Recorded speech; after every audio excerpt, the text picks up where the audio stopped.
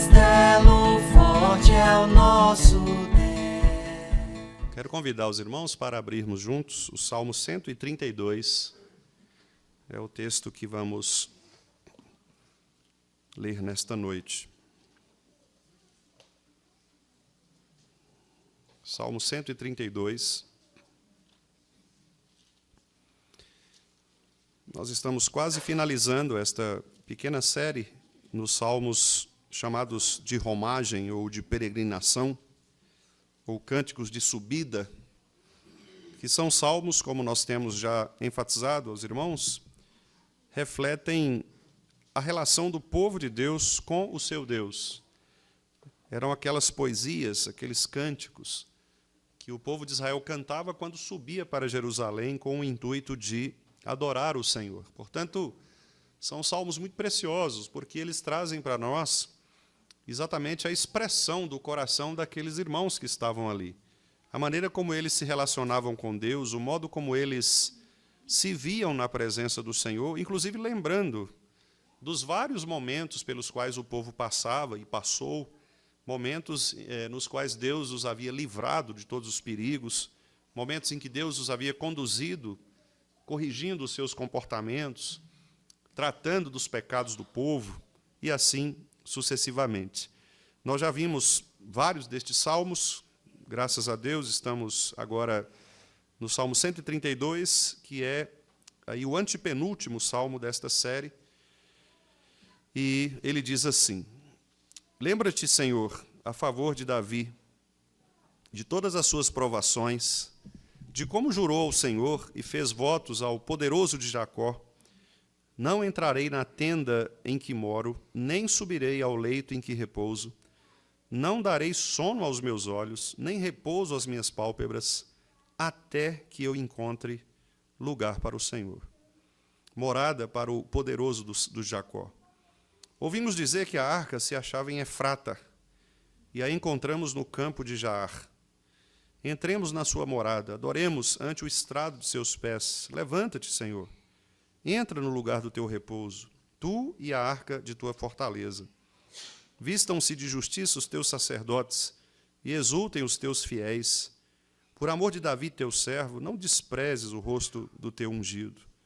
O Senhor jurou a Davi com firme juramento, e dele não se apartará.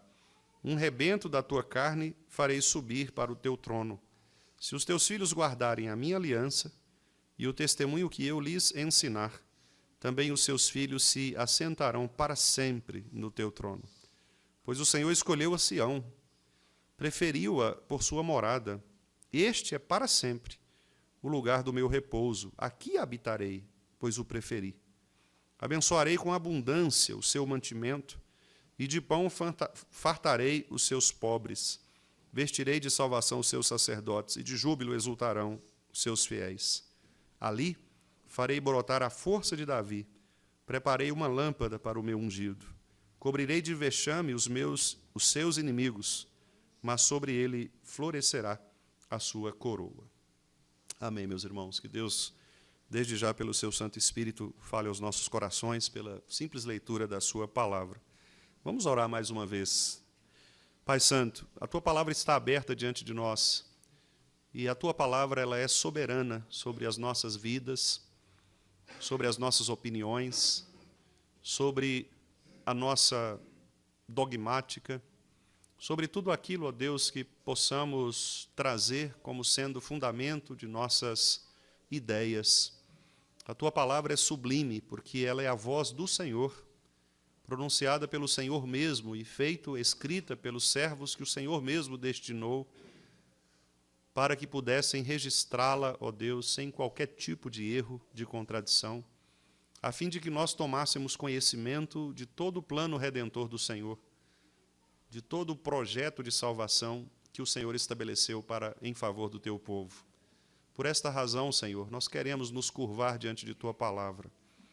E também por esta razão, Senhor, eu peço a Ti, em nome de Jesus, que me capacite, ó Deus, a minha mente e o meu coração, para que eu seja fiel à Tua palavra, e para que, ó Deus, os meus irmãos aqui presentes possam ouvir a palavra do Senhor, ó Pai, e somente ela, e que ela, de fato, possa inundar as nossas almas, trazendo, ó Deus, o verdadeiro conforto e o verdadeiro alento.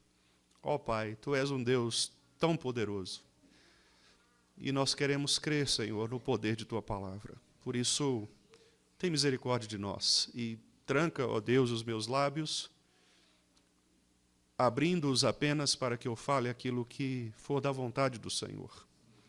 Em nome de Jesus, Pai Santo, que a Tua palavra nos eduque no caminho da justiça, no caminho da verdade, para que pela Tua glória, Senhor, nós possamos ser também iluminados, nós possamos ser, ó Deus, atingidos por esta luz maravilhosa que é o Senhor, e que esta luz nos transforme, para que sejamos Teus servos fiéis e mais fiéis em tudo o que fizermos, Pai Santo. Esta é a minha oração que faço, em nome de Jesus. Amém. Meus irmãos, então o Salmo 132, como eu lhes disse, é um salmo que reflete aqui vários eventos significativos da história de Israel. Principalmente, irmãos, o zelo de Davi em preparar um lugar especial para a Arca da Aliança do Senhor. A Arca da Aliança era um símbolo dado pelo próprio Deus para representar a presença de Deus com o seu povo. A arca, os irmãos se lembram, era um caixote, um objeto de mais ou menos 1 metro de comprimento, pequeno. Nós temos, às vezes, a ideia de que era algo gigantesco, mas não, era um móvel pequenininho. E dentro deste móvel pequenininho, desta arca, estavam os 3 elementos sagrados, não é, para a história de Israel, que era aquela vara que foi utilizada por Arão, não é? Também o maná, restos do maná, que foi dado por Deus para o povo, e as tábuas da lei. Eram os 3 elementos, né, os 3 instrumentos sagrados que estavam ali. E havia sobre a arca 2 anjos que olhavam para a tampa desta arca, simbolizando ali a presença dos próprios seres celestiais, testemunhando, né, tanto a relação de Deus para com o povo, quanto também a relação do povo para com Deus. E quando o povo desobedecia ao Senhor, estes anjos, então, eles simbolicamente requeriam de Deus uma punição contra os pecados do povo. Por isso, é como se a arca inflamasse dentro de si, exigindo que Deus punisse o povo pela sua justiça. Quando, então, o sacerdote ele derramava sobre a tampa da arca o sangue do animal que era devidamente preparado para isso, simbolicamente era como se aquele sangue bloqueasse a visão daqueles querubins que estavam ali requerendo a justiça de Deus contra o povo. Então, simbolicamente, a arca era, de fato, um instrumento profético que apontava para Jesus. A Arca da Aliança é, de fato, um símbolo do Antigo Testamento, não mais do Novo Testamento.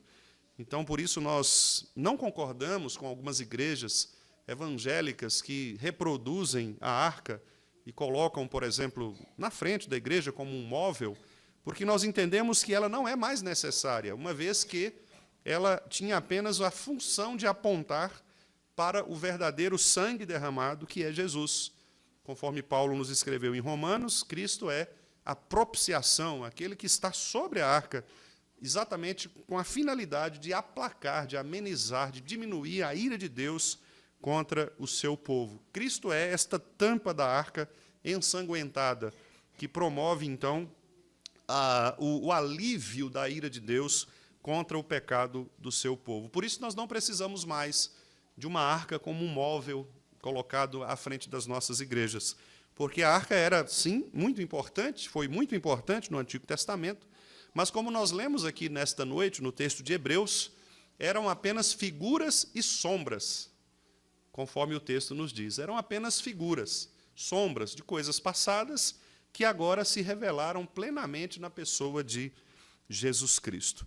Então, este salmo ele conta um pouco desta deste desejo de Davi de trazer para um lugar seguro a Arca da Aliança, este objeto sagrado que representava, então, o lugar de Deus, ou a morada de Deus, juntamente com o seu povo. No coração deste salmo, nós temos um clamor, e o clamor é que Deus habite ricamente, plenamente com o seu povo. Este é o clamor deste salmo, que Deus se faça presente com o seu povo. Nós podemos nos lembrar que o Novo Testamento ele cumpriu esta promessa. Se nós lermos João, capítulo 1, verso 14, nós temos ali, no Evangelho, que Cristo veio exatamente e habitou entre nós, cheio de graça, cheio de verdade, e nele nós podemos ver a glória do Pai. Portanto, o Salmo 132, ele se cumpriu no Novo Testamento. E ele se cumpriu exatamente porque aqui Davi, ao desejar trazer a Arca da Aliança, para restabelecer o compromisso do povo com o próprio Deus, que é fiel para com esse povo, agora nós podemos, em Cristo, percebermos esta presença santa de Deus juntamente com o seu povo. Portanto, aqui, irmãos, o que nós vamos destacar não apenas diz respeito ao Templo de Jerusalém, aquela época especialmente contida neste contexto imediato, que era o contexto do desejo de Davi trazer a Arca da Aliança para junto de um lugar seguro, mas também é um texto, como eu disse, que aponta para uma realidade profética muito mais profunda, que é o fato de Deus habitar no meio do seu povo de maneira fiel e de maneira absoluta. Deus está presente conosco sempre. Então, eu quero destacar aqui algumas ideias que estão presentes no texto, que dizem respeito a Davi, mas que também, certamente, dirá respeito a nós, agora na nova aliança. Por exemplo, nos primeiros versículos, mais especificamente entre o versículo 1 e o versículo 10, nós temos aqui exatamente o desejo sincero de Davi pela presença de Deus. Repare que as expressões que são utilizadas aqui são expressões de afeto. Por exemplo, Davi usa no primeiro versículo a expressão a favor de Davi. A favor de Davi. E a marca mais singular desta presença de Deus para com Davi é exatamente o zelo espiritual de Davi e não apenas um zelo cerimonial. Qual é a diferença entre os dois? O zelo cerimonial é aquele zelo que todos nós devemos ter, inclusive, pelas coisas religiosas. Por exemplo, nós temos um cuidado especial pela forma como este culto está acontecendo. O que nós chamamos de liturgia. Nós nos preocupamos com a maneira como ele é executado. Então, isso é uma cerimônia. Neste aspecto, nós estamos diante de uma situação cerimonial. Os irmãos conhecem o rito pelo qual o culto ele acontece. Há um liturgista, são lidos textos bíblicos, são cantados cânticos, há entrega de ofertas, existem os sacramentos e existe a pregação da palavra. Então, este é o rito que nós podemos dizer em toda a igreja, fiel à palavra de Deus, este rito ele acontecerá. Obviamente, as ordens podem ser alteradas, etc., mas sempre haverá estes elementos, porque isso é um rito, é uma cerimônia. Mas os irmãos, penso, podem concordar comigo quanto ao fato de que nem todos aqueles que participam do rito ou da cerimônia estão devidamente preparados no coração para participarem desta cerimônia. Então, pode haver o caso de algumas pessoas estarem num culto como este, por exemplo, mas estarem completamente desconectadas do ponto de vista espiritual. São pessoas que talvez sejam simpáticas ao rito religioso, talvez elas gostem, de alguma maneira, desta formatação, mas elas não se humilham na presença de Deus do ponto de vista de uma relação íntima com Deus. Ou seja, às vezes, a participação no culto ela pode ser muito mais ligada a uma superstição, por exemplo, a uma espécie de misticismo, como se eu não participar do culto, eu não seria abençoado ao longo da semana. Então, eu preciso ir à igreja. Muito mais focado no aspecto desta superstição mística do que propriamente no serviço de adoração a Deus, que é exatamente este ato espiritual que nós precisamos buscar.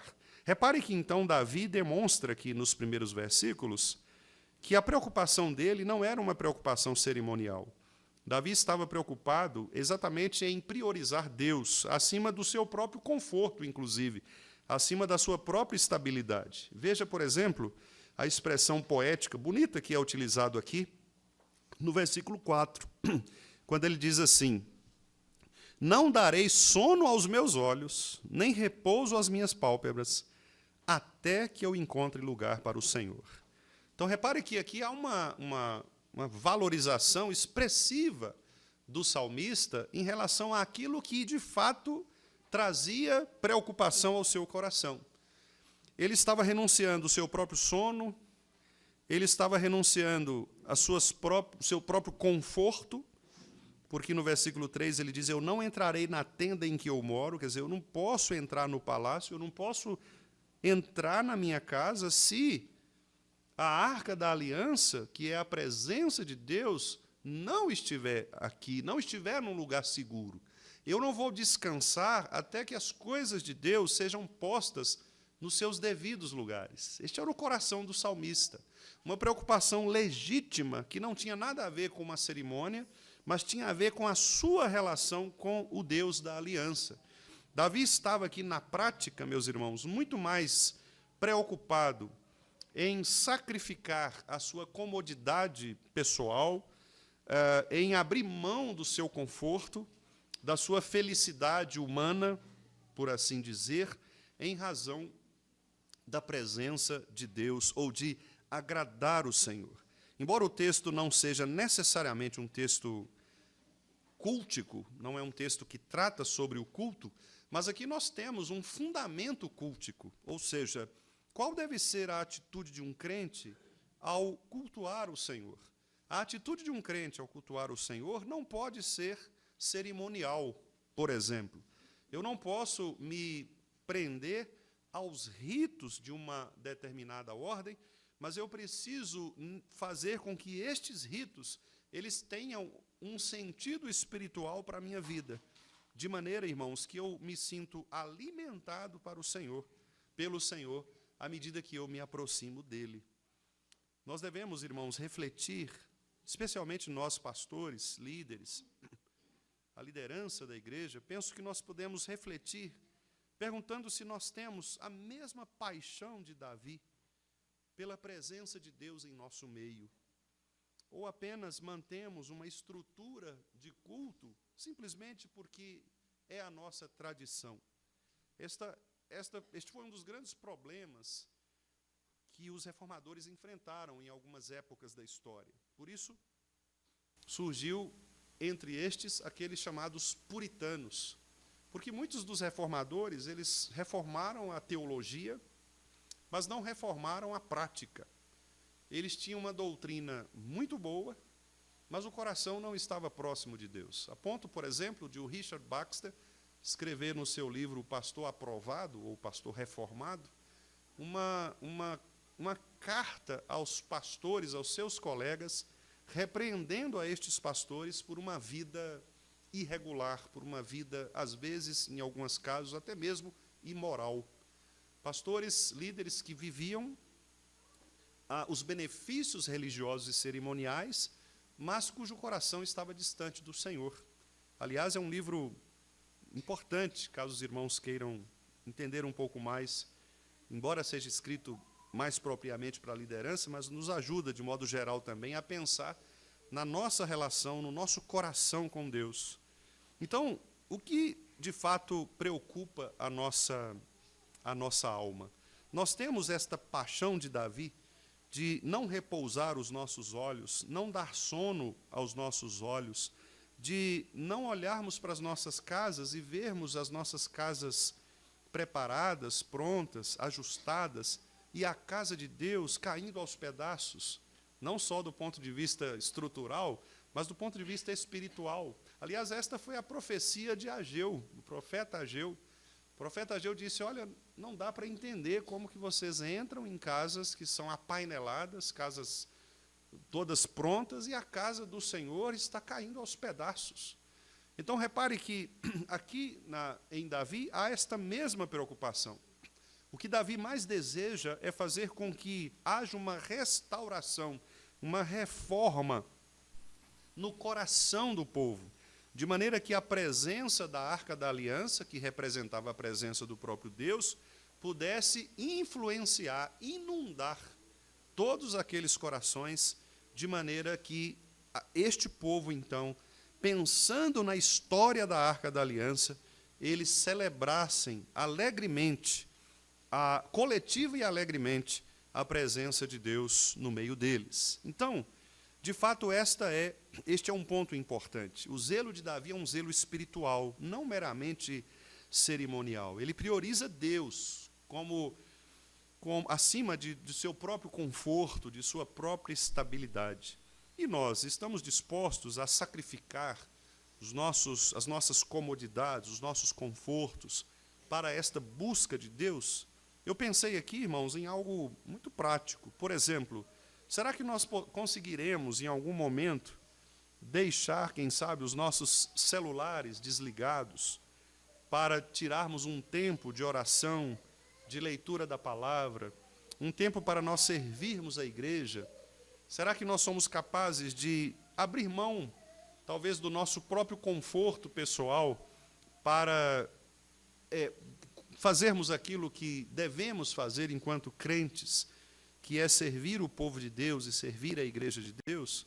Davi está nos mostrando aqui que vale mais a pena nós colocarmos o nosso coração no próprio Deus e na presença dEle, porque é Ele quem vai nos confortar e nos alimentar, do que colocarmos o nosso coração em nossos próprios confortos.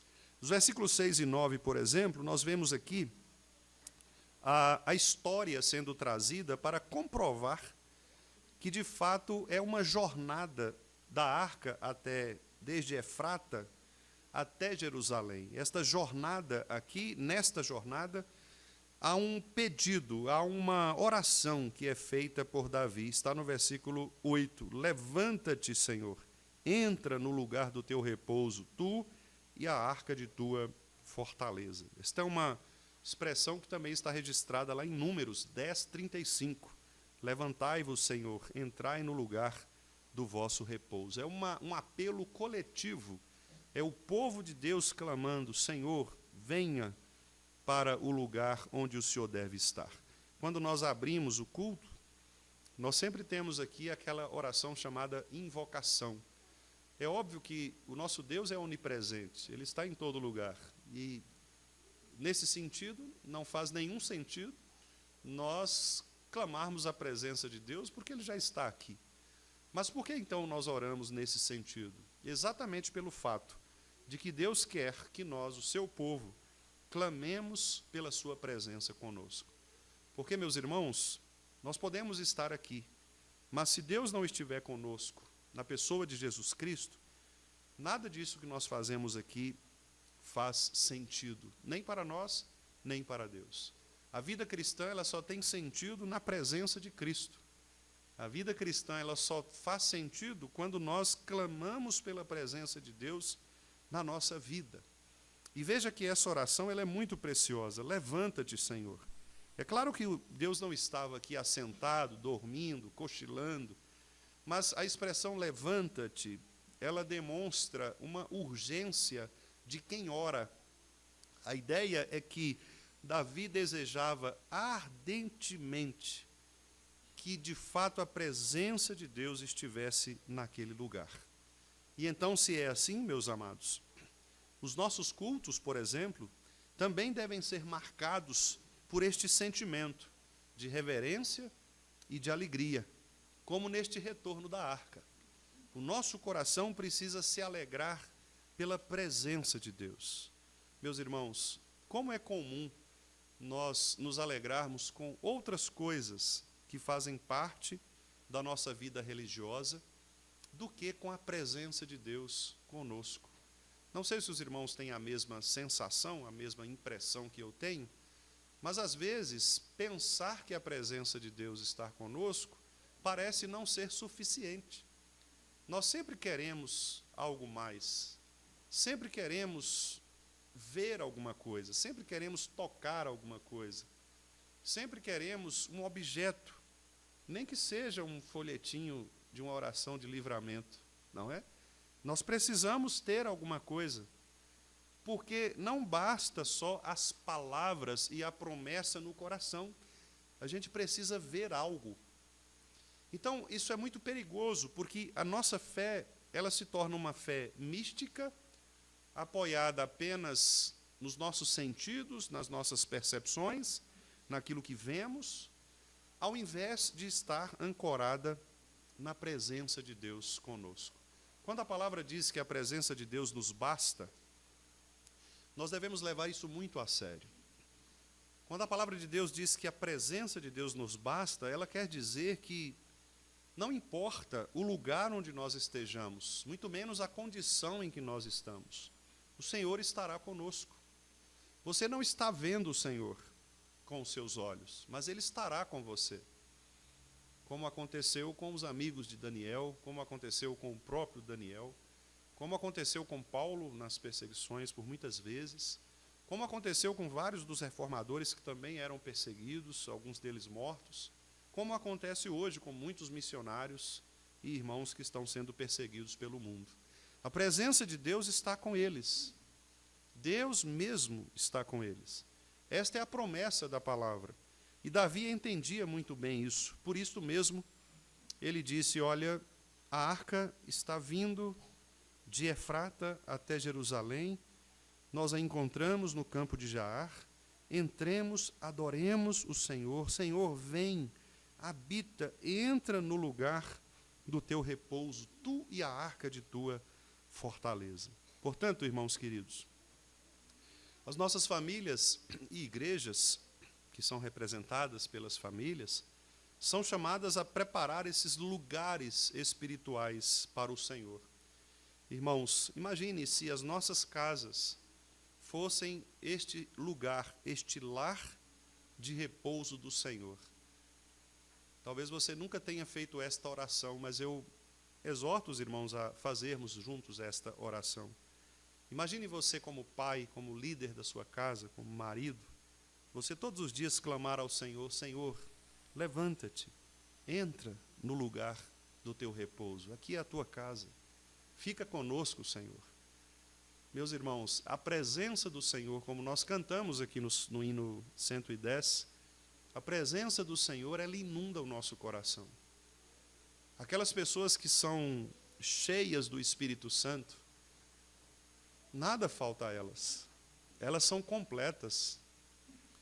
Porque se todas as coisas se acabarem, se nada mais de objetivo, de material, puder nos socorrer, só a presença de Deus conosco poderá fazê-lo. Só Deus é suficiente para invadir o nosso coração, tomar o lugar que pertence a Ele. Por isso, esta oração ela é uma oração importante.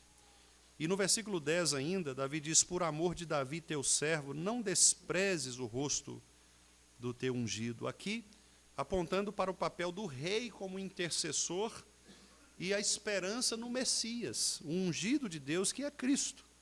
Nós sabemos pela teologia bíblica que Cristo é este ungido perfeito de Deus, o ungido que nunca será rejeitado pelo Pai. E este ungido que nunca foi rejeitado, nunca será rejeitado pelo Pai, é o mesmo que entrou na presença de Deus e nos chama para também entrarmos na presença de Deus com Ele. Nós podemos, portanto, como diz o escritor aos Hebreus, termos ousadia em Cristo para entrarmos na presença do Senhor, porque nele nós temos acesso seguro. Veja que o Salmo continua agora com uma promessa de Deus a Davi e a sua descendência. Os versículos 11 e 12 dizem: o Senhor jurou a Davi. E quando o Senhor fala, irmãos, não há quem possa não falar. O Senhor jurou a Davi com firme fundamento, firme juramento, e dele não se apartará. A promessa, repare, ela é graciosa, soberana. Deus fez uma aliança com Davi, prometendo a Davi uma linhagem eterna. E não foi Davi quem pediu isso. Foi o próprio Deus que tomou a iniciativa de fazer, por meio de Davi, uma aliança com o seu povo. E isso claramente aponta para Jesus Cristo, porque quando nós lemos a genealogia de Jesus, ali nós percebemos a linhagem, a descendência de Davi. Davi, portanto, é aquele que inaugura aqui, no povo de Israel, o modelo de reinado que seria finalmente executado de maneira perfeita por Jesus Cristo. Por isso, Davi, não obstante todos os seus pecados, toda a sua fragilidade, ele é de fato o Rei dos Reis no Antigo Testamento, aquele que foi chamado pelo próprio Deus de um homem segundo o seu coração, porque ele foi fiel ao Senhor e ele creu na promessa do Senhor, na promessa de que Deus levantaria por meio dele, na família dele, uma descendência para finalmente reinar sobre tudo e sobre todos. Em tempos de incertezas, irmãos, nós vivemos, tanto políticas quanto sociais, incertezas religiosas, o povo de Deus deve confiar nas promessas eternas e no governo soberano de Cristo. A nossa segurança, ela está no trono de Cristo, não em partidos, em governos, em circunstâncias. Não, nós devemos nos lembrar de que se Deus prometeu, Ele haverá de cumprir. Ele haverá de cumprir. O Senhor jurou, com firme juramento, dele não se apartará. Deus não se apartará deste juramento. Deus não mente a respeito daquelas coisas que Ele nos promete. E se Ele prometeu estar conosco sempre, Ele estará conosco sempre. Ele vai manter a sua palavra. Ainda que nós, por vezes, vacilemos, o Senhor cumprirá plenamente a sua palavra. Ele não é como nós, homens, que mentimos ou não conseguimos cumprir as nossas promessas. Ele é um Deus absoluto, perfeito, santo. E se Ele disse que estaria conosco e disse que nos guardaria, certamente Ele guardará. O versículo 12, então: se os teus filhos guardarem a minha aliança e o testemunho que eu lhes ensinar, também os seus filhos se assentarão para sempre no seu trono. A fidelidade condicional e o chamado à obediência é o que Davi está dizendo aqui. Se os teus filhos guardarem a minha aliança. Repare, irmãos, que embora a vida cristã ela não dependa das nossas obras para a salvação, por outro lado, aqueles que são salvos, eles obedecem ao Senhor e por meio desta obediência, eles alcançam os benefícios do Senhor. Vou explicar um pouco mais. Se você é um eleito, você será salvo, você está salvo, independentemente do que você faça.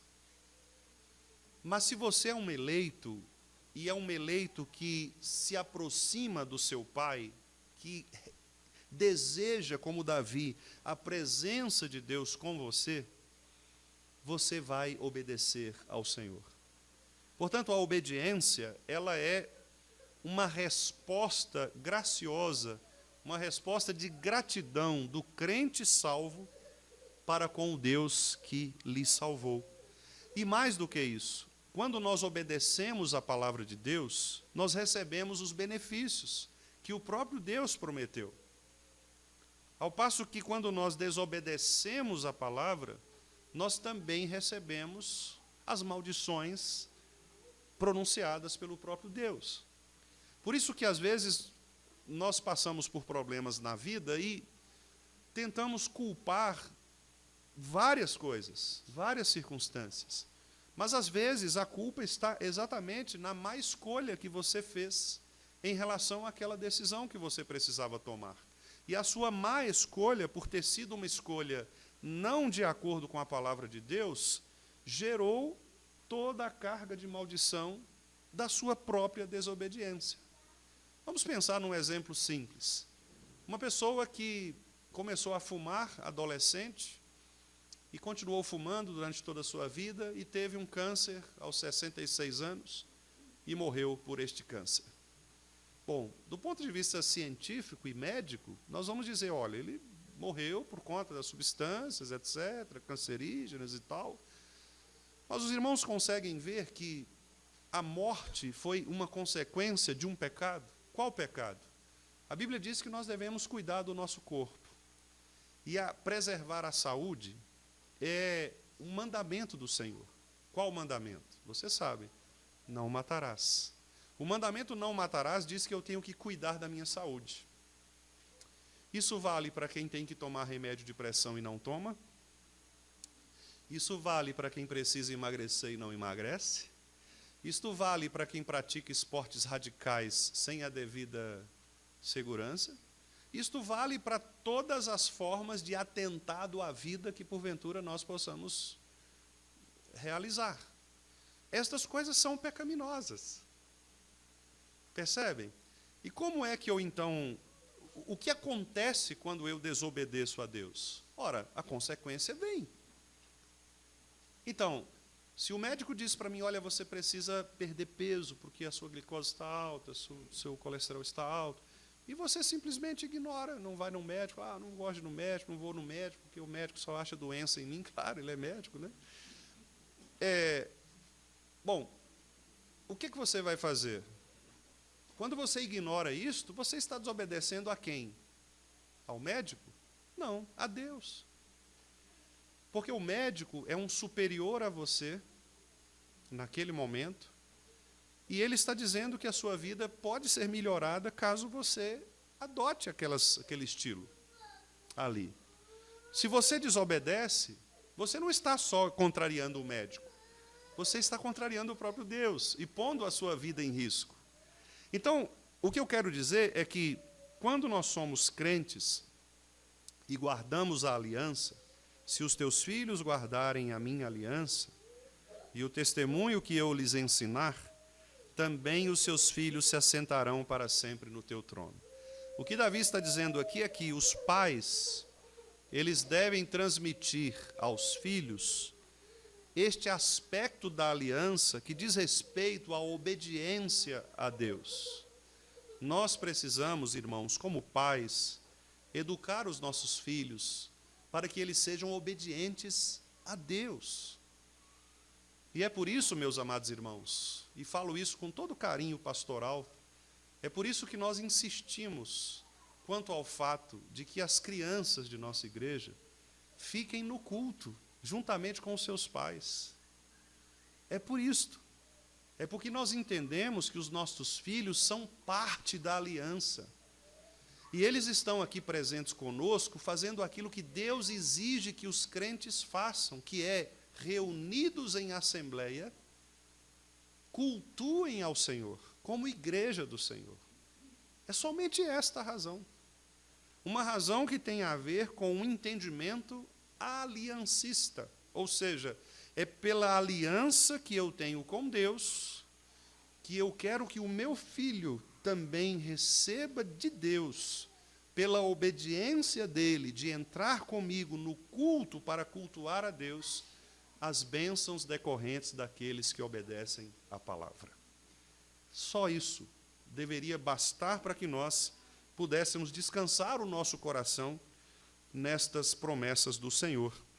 Pais que se preocupam com seus filhos, eles fazem com que os seus filhos guardem a aliança. Repare que a condicional do versículo 12 é muito importante. Se os teus filhos. Porque a bênção, ela vai depender da obediência. O próprio Israel experimentou muitas vezes a consequência da infidelidade. Por exemplo, nos exílios, na própria decadência. O próprio Israel sofreu isso. Israel viu na pele o que significa uma geração que não foi educada na palavra de Deus e se alinhou aos pensamentos pagãos, idólatras e com isso se afastaram do Senhor. Basta você ler o livro de Josué, lá no último capítulo, quando Josué diz: olha, eu não sei o que vocês vão fazer, eu e a minha casa serviremos ao Senhor. Quanto a vocês, eu não sei. E o povo rapidinho: não, nós estamos com você, Josué, nós também vamos. E Josué, como bom pastor, sabia que eram promessas vazias, por isso ele insistiu, dizendo: olha, pensem bem no voto que vocês estão fazendo. E aí você vira 2 páginas, quando chega em Juízes, você vai ver lá que o texto diz que uma geração passou depois da morte de Josué, e veio uma geração que não conhecia o Senhor, e fizeram mal aos olhos do Senhor. Adulteraram o culto, as reformas que tinham sido feitas, todas foram por água abaixo. Bastou uma geração não ser educada na palavra. Ou seja, percebem, irmãos, a preocupação de nós todos sermos educados na palavra? Irmãos, os irmãos que participaram do mutirão aqui podem testemunhar isso. Derrubar, destruir, é muito mais fácil do que construir. Às vezes, você leva anos para conduzir a igreja para a palavra de Deus. Anos. Infelizmente, alguns pastores que são fiéis talvez não tenham tido este tempo, este privilégio, porque a cultura contemporânea não aceita uma pregação fiel à palavra e ela tem a tendência de expulsar esses pastores. Não são poucos os pastores presbiterianos fiéis, reformados e confessionais que passam dificuldades nas suas igrejas.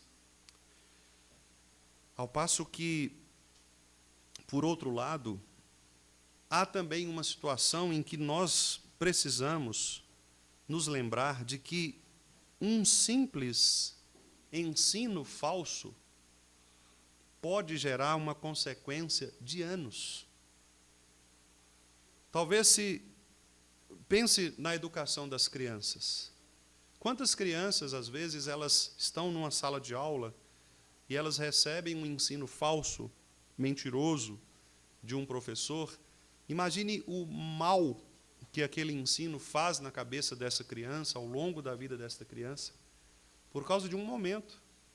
Imagine uma igreja recebendo ensinamentos falsos, que têm aparência de sabedoria, como diz Paulo lá em Colossenses, que tem muitas vezes uma capa de palavra de Deus, mas cujas opiniões são completamente contrárias à palavra de Deus. Isso acontece em muitos lugares, acontece em muitas seitas, acontece em muitas igrejas. Então, trazer para a palavra de Deus é o nosso desafio. Façamos com que os nossos filhos guardem a aliança. Façamos com que o testemunho seja ensinado a eles. Não fique pensando que tirar o seu filho do culto ao Senhor é a solução para que ele aprenda algo. Não é. Aqui ele está fazendo aquilo que Deus ordenou que ele faça, cultuando a Deus junto com o povo de Deus. Então, quando nós obedecemos, os benefícios vêm, meus irmãos. O povo se fortalece.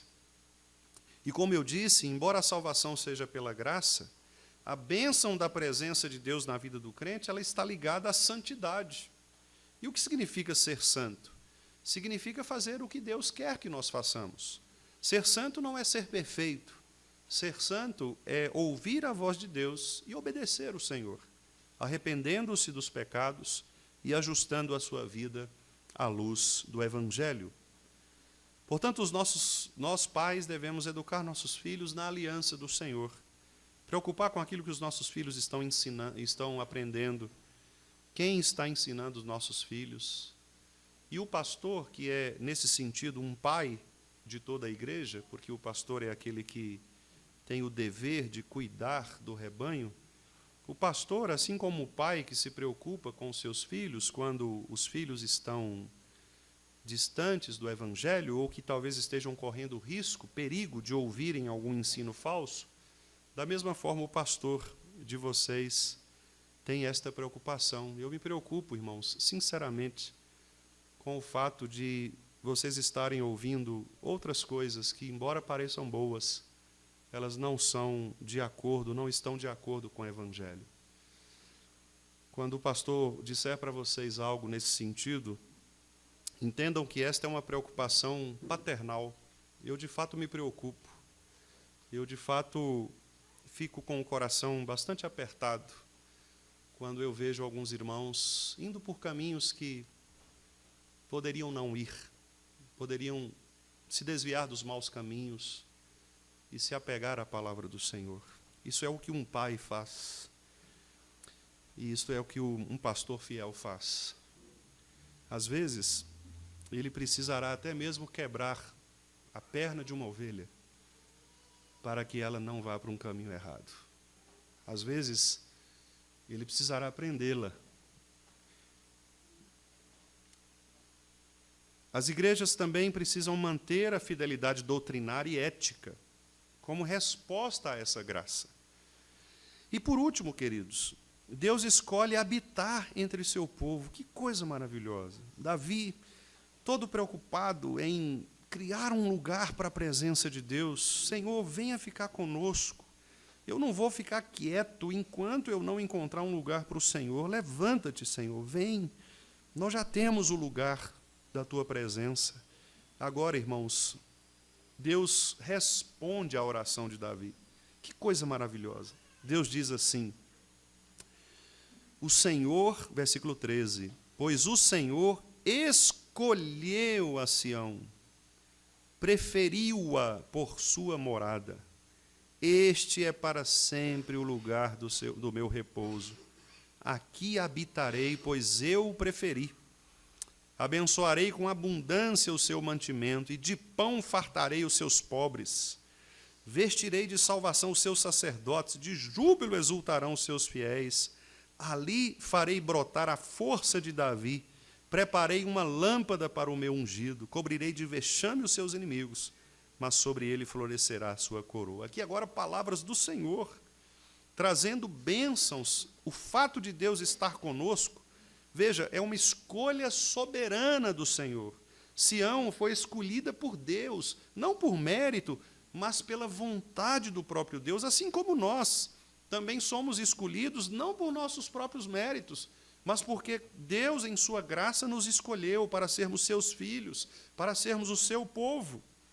Então, se nós somos chamados para estarmos na presença de Deus, significa, meus amados irmãos, que nós devemos nos alegrar sobremaneira com isto, porque Deus quer repousar com prazer no meio do seu povo, num culto que seja esvaziado de toda vaidade, toda superficialidade, todo barulho externo, mas completamente dependente deste Senhor. As bênçãos da presença do Senhor aqui são claras. Deus suprirá as necessidades materiais. Versículo 15, abundância o seu mantimento, o pão. Deus dará alimento ao povo. Salvação e alegria. Deus promete segurança espiritual, renovação espiritual. Ele vai destruir os inimigos, versículo 18. Ele vai trazer salvação para os sacerdotes. Veja, são promessas espirituais, de alegria, vestes de justiça, ou seja, ele vai purificar o povo, fazendo com que os seus fiéis o exultem.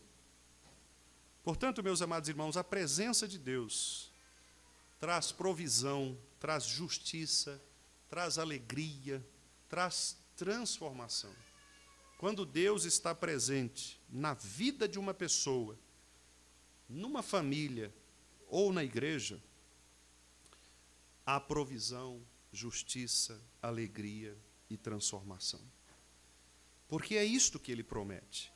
E no versículo 17 e 18, nos últimos versículos, ele diz que fará brotar a força de Davi, ungido, claramente aqui se referindo a Cristo Jesus, o Senhor. Esta lâmpada que ele prepara é a luz prometida, a luz que é Jesus Cristo, a luz que veio ao mundo. Os inimigos de Cristo serão envergonhados, mas Cristo será glorificado. Por isso, irmãos, todos nós, como crentes, esperamos a manifestação plena do reino de Deus. Até lá, nós devemos viver como súditos, leais. Mesmo diante de injustiças, perseguições contra nós, os cristãos, nós devemos olhar com esperança para aquele rei que reinará para sempre. Quero então concluir trazendo aqui para os irmãos apenas um breve resumo. O Salmo 132, portanto, é um hino a partir do qual nós nos lembramos da promessa da presença de Deus conosco e da esperança de que Ele permanecerá conosco até o fim. E então ele nos convida a pelo menos 3 coisas: valorizar a presença dEle acima de todas as coisas. Estar na presença de Deus vale mais do que qualquer outro lugar, qualquer outro momento. Aliás, nós lemos aqui no Salmo 84, prefiro estar às portas da casa do meu Deus a permanecer nas tendas da perversidade. Mais vale um dia nos teus átrios do que 1000 fora dele. Estar na presença de Deus, vir ao culto, estar com o povo de Deus é muito mais valoroso do que estar em qualquer outro lugar. Em segundo lugar, nós devemos viver também em fidelidade à aliança, irmãos. Nós fomos eleitos, chamados por Deus para sermos santos e irrepreensíveis. Irmãos, todos nós somos pecadores, mas a graça de Deus ela é poderosa para nos restaurar. Todos nós somos pecadores, mas nós não estamos neste mundo para não errarmos. Nós estamos neste mundo para demonstrarmos que, quando erramos, nós temos aquele que é o nosso advogado, o justo juiz, o Senhor Jesus Cristo, que nos leva à presença do Pai. Ele que é este, que, representado pela arca, aplaca, ameniza, suaviza a ira de Deus contra os nossos pecados. E é por isso que nós devemos viver com alegria e com fidelidade à aliança. Obedecer ao Senhor, portanto, não é uma exigência religiosa ou cerimonial, é um ato de gratidão. Quando nós abrimos mão dos nossos próprios preconceitos, quando nós abrimos mão e renunciamos aos pecados, quando nós somos capazes de nos arrepender, de nos humilhar, de nos curvar diante da palavra do Senhor, nós estamos aprendendo, demonstrando esta fidelidade do Senhor à aliança. E, finalmente, irmãos, em terceiro lugar, confiar em Jesus Cristo, Senhor, como Rei prometido. A presença do Senhor, portanto, não é um adorno no culto, mas Ele é o centro do culto a Deus. Cristo não apenas nos dá acesso ao seu trono, Ele é o trono. Então, quero deixar algumas perguntas para os irmãos. O que você precisa abrir mão para buscar mais intensamente esta presença de Deus em sua vida? A sua família, ela tem sido um lugar onde Deus habita com prazer? Se não, o que você precisa fazer para mudar isto? Como você pode transmitir a fé desta aliança para os seus filhos, para os discípulos, para os seus amigos, para as pessoas que convivem com você? Como você pode transmitir este evangelho santo para as pessoas? E quanto à nossa igreja, irmãos, nós estamos mais preocupados em agradar as pessoas, agradar as circunstâncias, ou nós estamos preocupados em preparar um lugar para Deus? O que nós queremos quando falamos sobre a igreja? A igreja é o lugar onde Deus está, é o corpo de Cristo. Então, o que nós queremos fazer com a igreja? E por último, qual promessa de Deus mais conforta o seu coração nos dias de hoje? Pense numa promessa. Eu pensei, por exemplo, na promessa do próprio Jesus que disse: eis que estarei convosco todos os dias até a consumação dos séculos. Esta é uma promessa que nos consola, porque não importa onde nós estejamos, e como lemos também ontem em Isaías 49:15, se uma mãe não é capaz de abandonar o seu filho quando mama, Deus então nunca nos abandonará. E ainda que esta mãe venha a abandonar, o Senhor não nos abandona. Então eu não sei se você aqui tem algum tipo de abandono na sua vida, se você perdeu algo que talvez para você seja muito precioso. Saiba que Deus é suficiente para habitar no lugar. Quando Deus está no lugar certo do nosso coração, nada nos falta, nada nos falta. Por isso o próprio Davi diz: o Senhor é o meu pastor e nada me faltará. Talvez pudesse faltar a ele algumas coisas da vida comum. Talvez pudesse faltar a ele até paz em alguns momentos, porque ele se afligia, especialmente nas épocas de perseguição, mas ele sabia que o Senhor estava com ele sempre, mesmo quando ele andava por num vale sombrio como a própria morte. Ele olhava do seu palácio e via um vale cheio de ossos, porque ele via o cemitério de Israel, do seu palácio, da sacada do palácio.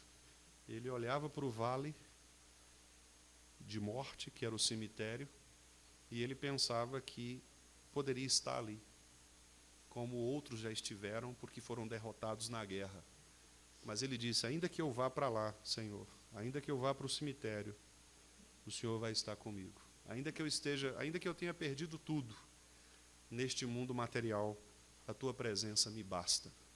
Irmãos queridos, que esta seja a mensagem para os nossos corações, e que o nosso Deus, pela sua imensa graça, nos aplique profundamente estas certezas de que a presença de Deus, ela é maior do que todas as coisas. Que Deus nos abençoe.